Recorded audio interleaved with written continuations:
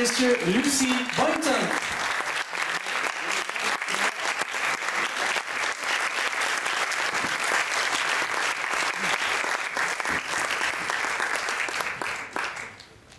Merci de bien vouloir couper vos téléphones portables et les mettre sur silencieux. Merci également de bien vouloir lever la main afin que nous puissions vous passer le micro. Please turn off your mobile phones or put them in silent mode and raise your hands so that we can give you the microphone. Y a-t-il une première question dans la salle? Au premier rang, il y en a une. Juste ici, monsieur. Bonjour, bravo pour ce film qui donne le moral et la joie de vivre. Ma question c'était s'il y avait une adaptation à Broadway comme celle qu'il y a eu pour Once par exemple, est-ce que ça vous plairait de jouer dedans?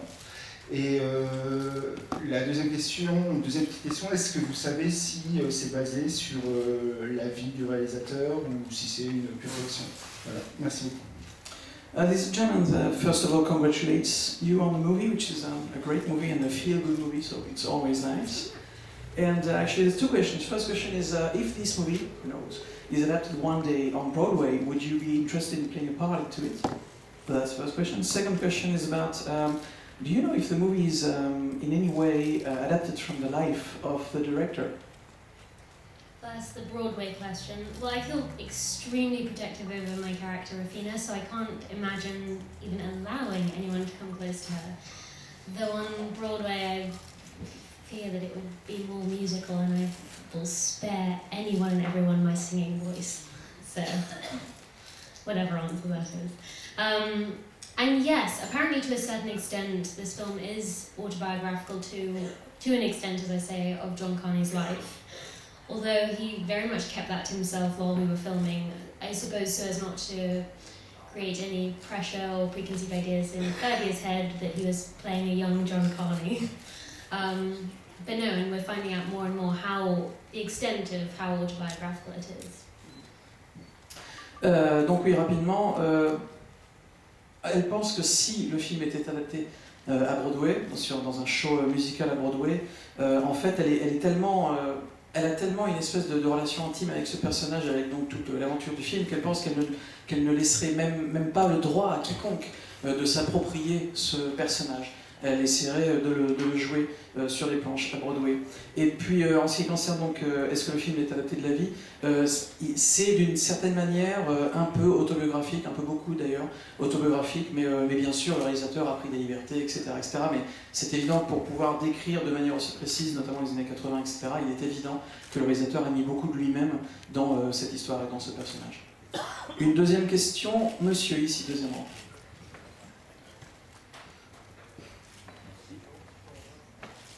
Alors moi tout d'abord justement, ça va rejoindre justement la partie avec le vécu du réalisateur. Cette situation-là donc est réelle en Irlande et c'est quelque chose de très important.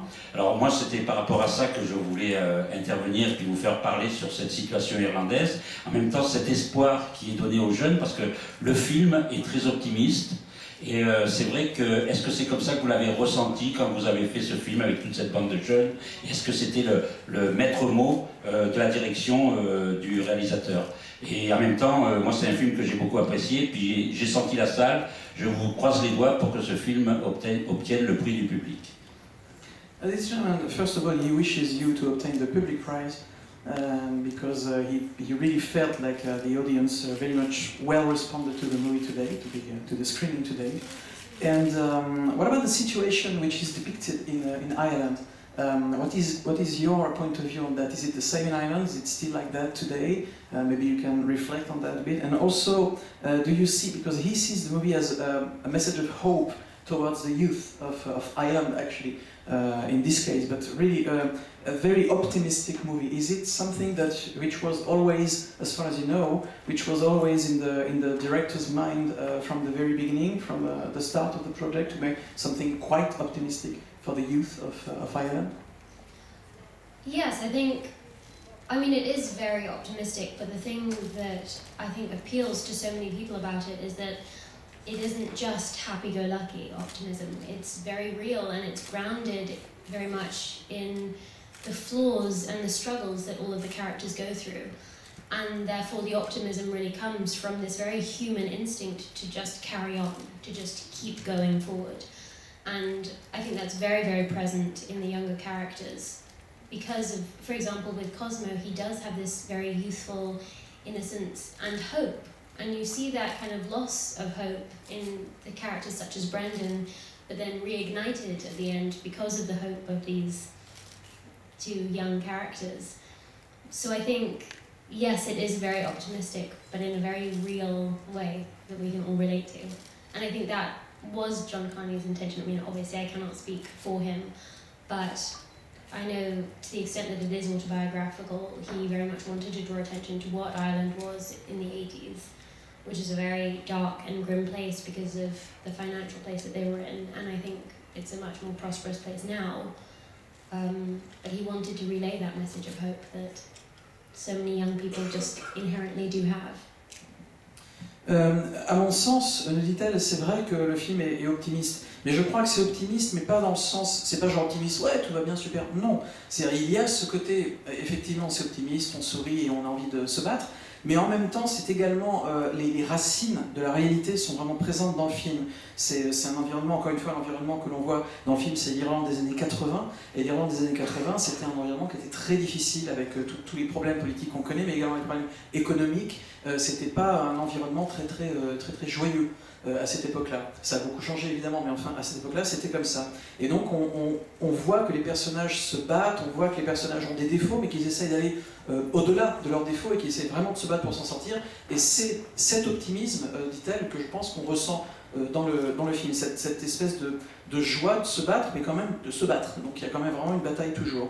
Et puis c'est tout simplement l'instinct humain. L'instinct humain, c'est il faut continuer, il faut se battre, il faut continuer. Et c'est ça qui transparaît, encore une fois, avec le film. Et les personnages, finalement, arrivent également à retranscrire tous ces sentiments. Le personnage de Cosmo, par exemple, c'est un personnage qui est très innocent, il a vraiment les yeux grands ouverts, il a envie de faire plein de choses, il est très innocent. Alors que le personnage de Brandon, eh bien lui, au contraire, il a un peu, quelque part, perdu l'espoir, perdu l'innocence, il est un peu résigné.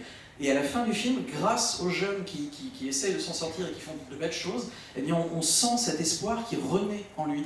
Donc il y a vraiment un côté très optimiste, encore une fois, dans ce film. Et la comédienne me dit que je pense que c'était...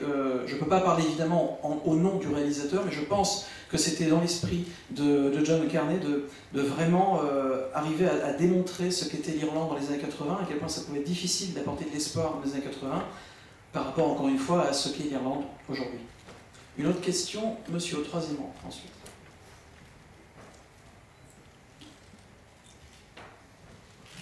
Bonjour, est-ce que pour vous convaincre de jouer dans le film, on vous a transmis un scénario ou une bande-son? Et dans la bande-son, est-ce qu'il y avait plutôt des morceaux qui font l'ambiance du film, les morceaux connus, ou alors les morceaux composés pour le film? In order to convince you to be in that movie, what was given to you, a script or a record, a tape? And if it was a tape, was it pre-existing songs or songs which were composed for the movie? Well, I needed absolutely no convincing to be a part of this movie, but it was actually the script that I received initially, and it was just one of those scripts that you get to page 2 and you realise how unique and how special it is, in the way that all of the characters are written, in the way that it, as I was saying before, deals with that light and darkness that we can all relate to. And I knew from page 5 that I had to do it, so I just bombarded John Carney with various self-tapes and my brushing up on my Irish accent to do anything to convince him to hire me. En fait, elle nous dit que finalement, elle n'a pas eu besoin de recevoir une cassette audio, n'importe quoi, ou un CD, parce que dès qu'elle était déjà à la page 2, elle s'est rendue compte à quel point le scénario était unique, était absolument fantastique, très spécial, et qu'elle avait vraiment envie de faire partie de l'aventure. Il y avait une espèce de contraste évident entre les parties légères, la lumière, et les parties plus sombres, et c'était vraiment intéressant en tant que comédienne. Lorsqu'elle est arrivée à la page 5, elle l'a mis de côté, et puis elle a téléphoné, elle a essayé, au contraire, la situation s'est retournée, puisque du coup c'est elle qui a essayé de convaincre le réalisateur de pouvoir jouer dans le film, parce qu'elle avait vraiment envie de faire partie du projet. Monsieur dernier rang. Et justement, je voulais savoir ce qu'elle connaissait des années 80 avant de faire ce film, parce que j'imagine que pour elle, ça devait être un peu la préhistoire, le radio-cassette, tout ça.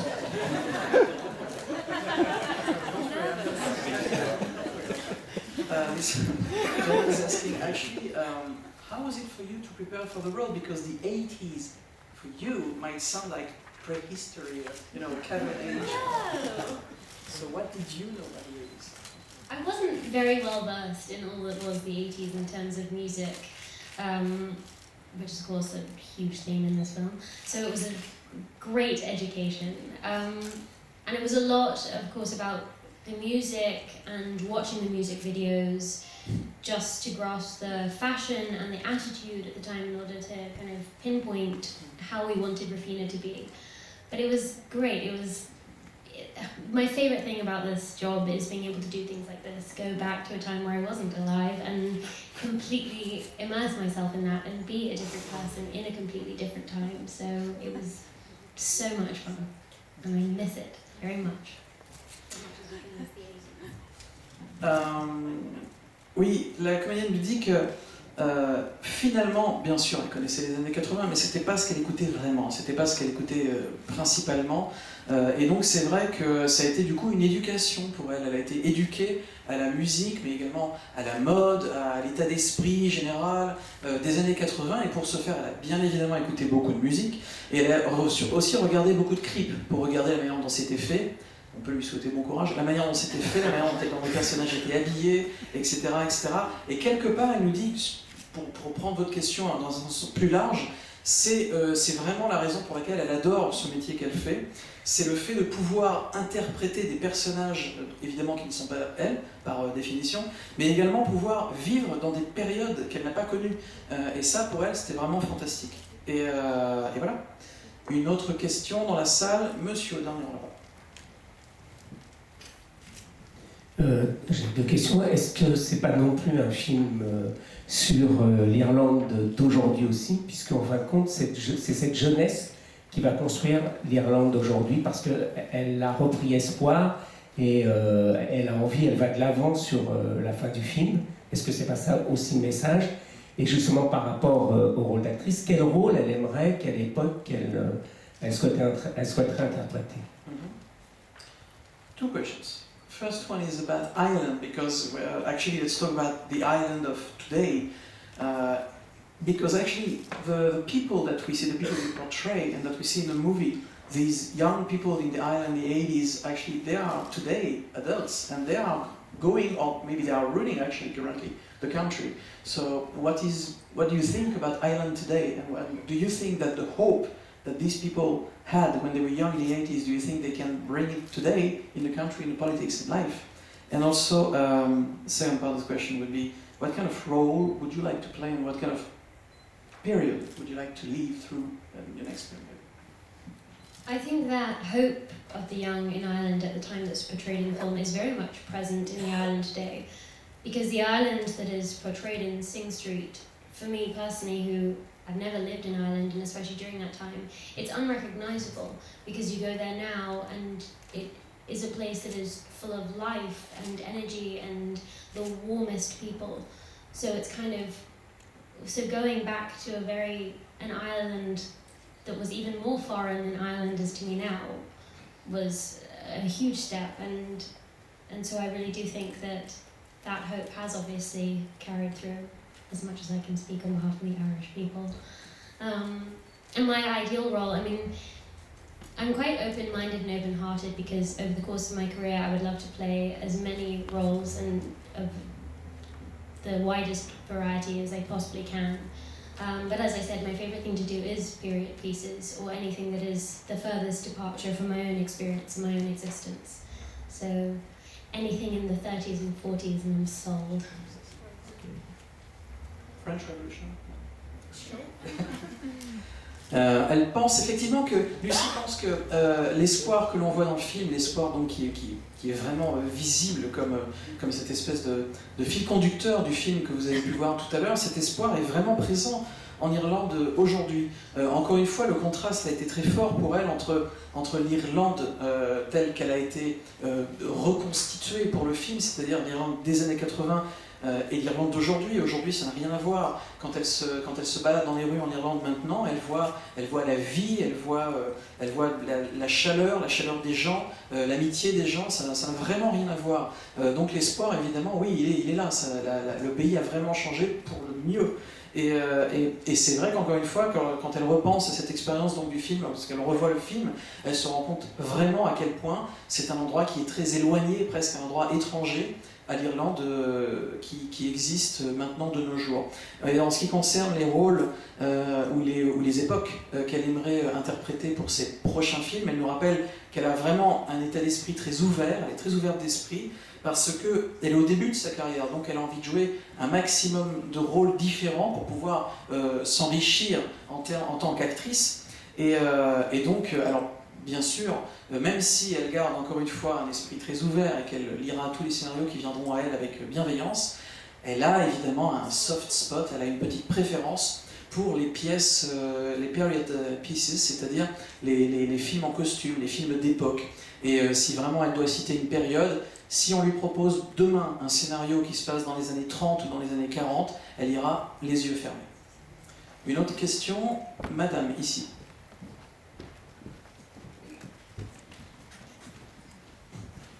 So then in that vein, can you talk a little bit about Rebel in the Rye and your character in that, working with Kevin Spacey, working with Sarah Paulson, and where you are with that?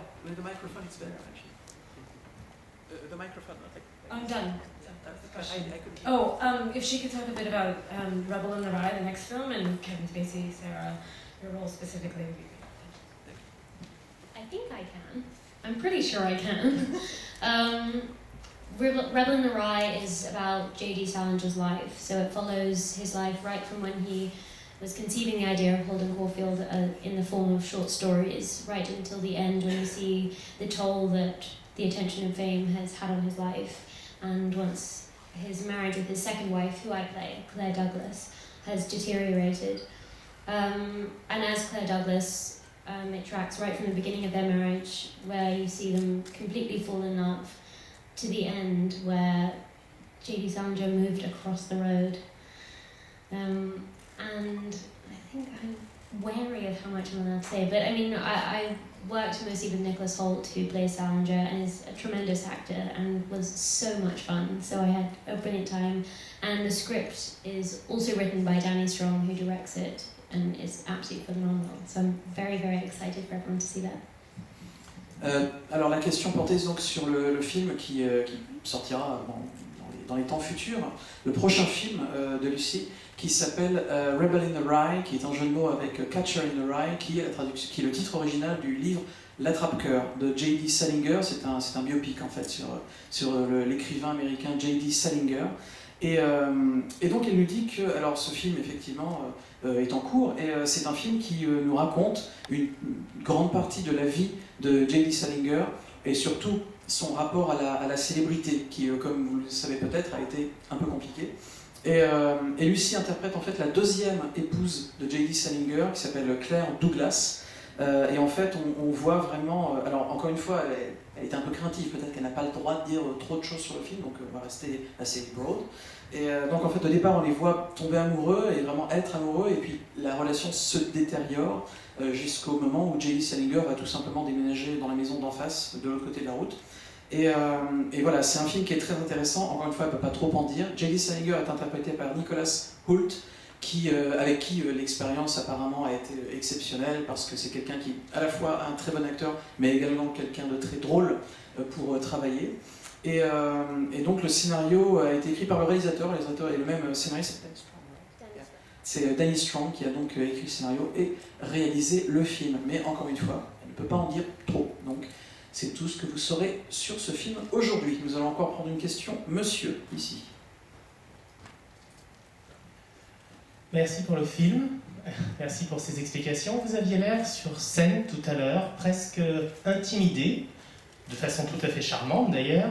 Mais est-ce que ça vous fait quelque chose? Est-ce que c'est pour vous intimidant d'être en compétition ici à Deauville avec ce film? Qu'est-ce que ça signifie pour vous, ce style de compétition et dans un festival. Merci. First of all, Gemma wishes to thank you for the movie and your presence here. And he says that he was in the theater for the screening, and before the screening, you were on stage, and you looked like you were quite shy, intimidated a bit. And were you? And if so, I mean, what does it feel for you to be in competition here? I mean, is it like just another competition, or maybe you can talk a bit about the fact of being competition? It's incredibly intimidating, especially standing on a stage in front of so many people. I'm much more comfortable hidden behind a camera with like a few people standing around. But no, it means a tremendous amount to be in this competition and to be here today. When we were making the film, you don't really think this far ahead in the process, so it has just been joy after joy and surprise after surprise to see the audience react in the way that they have and the way that I saw everyone react today. But you can never really anticipate that, so to be in competition among these other tremendous films is just a huge honor and privilege. Thank you. Je dois vous avouer qu'effectivement j'étais très intimidé, hein, vous avez bien compris. J'étais très intimidé d'être, bon déjà pour commencer, d'être en face de tant de personnes qui viennent voir le film et qui viennent me voir, c'est très intimidant. Et vous savez, moi, Mictel, me dit Lucie, en général, je me cache un peu derrière la caméra, il y a quelques techniciens, c'est vraiment un cercle assez restreint, un cercle assez fermé. Et quand on se retrouve tout à coup devant une salle aussi grande avec tous ces spectateurs, dans ce festival comme dans d'autres festivals, c'est toujours, évidemment, c'est très important pour nous en tant que comédiens, ça nous touche énormément et c'est vraiment intimidant, encore une fois, d'être sur scène et puis d'être dans la salle, d'être au milieu des spectateurs et d'écouter leurs réactions et de voir leurs réactions. C'est vraiment très intéressant et très intimidant. Et évidemment, c'est le genre de choses auxquelles on ne pense pas lorsque l'on fait le film. Parce que quand on fait le film, on fait le film. Mais on ne pense pas forcément à comment ça va être après, comment les gens vont recevoir. Ça, on y pense après, plus tard. On ne peut pas anticiper ce genre de choses. Et voilà, donc moi, je n'avais pas du tout anticipé cela. Donc aujourd'hui, pour moi, c'est assez intimidant et c'est un très bon moment que je passe avec vous. Monsieur au deuxième rang.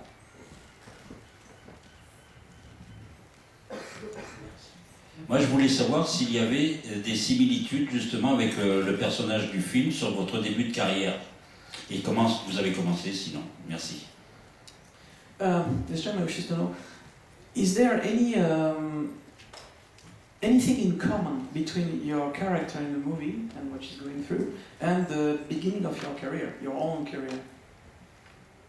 I suppose in the sense that Rafina is absolutely determined and set in her ways that she will leave Ireland and she will pursue everything that she believes she can be.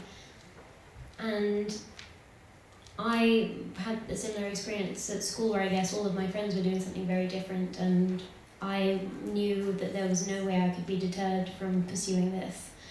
But I think I find it hard to compare the two because I admire Rafina's force that as much as she's been through in her life, she won't be deterred and she still has this unending sense of hope. Whereas in comparison, I just want to be an actress, so it's not quite as honorable. Il y a effectivement quelques points communs entre les destinées du personnage donc de Rafina et la mienne. Pour commencer déjà, ce personnage, donc Rafina, elle est très très déterminée, elle sait exactement ce qu'elle veut et elle ne se laissera pas dévier du chemin qu'elle s'est construit. Et je crois qu'on partage cela aussi. Elle le personnage donc veut quitter l'Irlande, elle veut poursuivre son rêve, sa carrière, etc. Et pour moi c'est un peu pareil, j'ai un chemin et je vais essayer de ne pas m'en dévier. Mais il y a aussi une similitude, c'est-à-dire que lorsque je regarde par exemple sur internet, lorsque je jette un coup d'œil sur ce que mes camarades de classe sont devenus, je me rends compte qu'on a des vies très différentes. Mais encore une fois, précise Lucie, c'est difficile pour moi de comparer parce que en même temps c'est vraiment pas la même chose. Donc c'est assez difficile parce que Rafina, elle vit en Irlande à une époque qui est encore une fois un peu particulière, un peu difficile, et elle a beaucoup de choses quand même. Ce sont des enjeux qui ne sont pas futiles, ce sont des vrais enjeux qu'elle a dans ses mains, c'est des vraies décisions lourdes de conséquences. Et nous dit-elle avec beaucoup d'humilité, moi je ne veux qu'être actrice. Donc voilà, il y a une comparaison, mais qui s'arrête quand même assez rapidement. Et comment a-t-elle commencé? And how did you start your own career?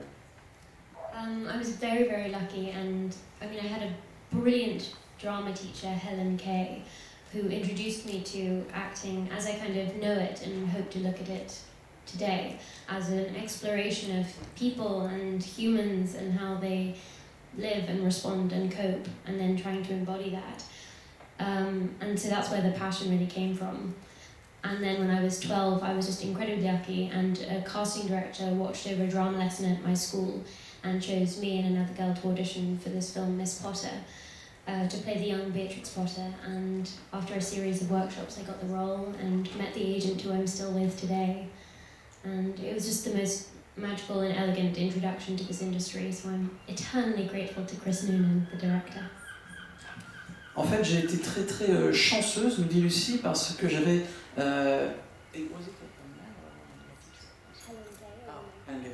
J'avais une enseignante d'art dramatique qui a tout de suite vu ce potentiel en moi et qui m'a donné envie d'apprendre l'art dramatique, d'apprendre le jeu, mais d'apprendre le jeu sous l'angle de vraiment explorer les humains, l'âme humaine, on va dire. C'est-à-dire vraiment personnifier autant de personnes, de vies, de destinées différentes, et ça a été vraiment quelque chose de très intéressant pour moi, et évidemment une grande chance, et ça a été une passion. Et je pense que ma passion pour le cinéma, pour le fait de faire du cinéma, vient de cette rencontre avec cette professeure d'art dramatique. Et quand j'avais 12 ans, j'avais beaucoup de chance aussi, parce que la chance joue un rôle très important dans ce genre de carrière, et j'ai eu beaucoup de chance parce qu'il y a un directeur de casting qui m'a vu et qui a décidé que je serais la jeune Beatrix Potter dans le film Miss Potter, et ça a été évidemment un tremplin très important pour ma carrière.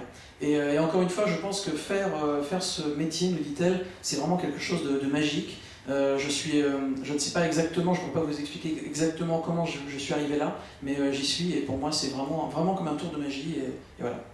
Voilà, cette conférence de presse est terminée. The press conference is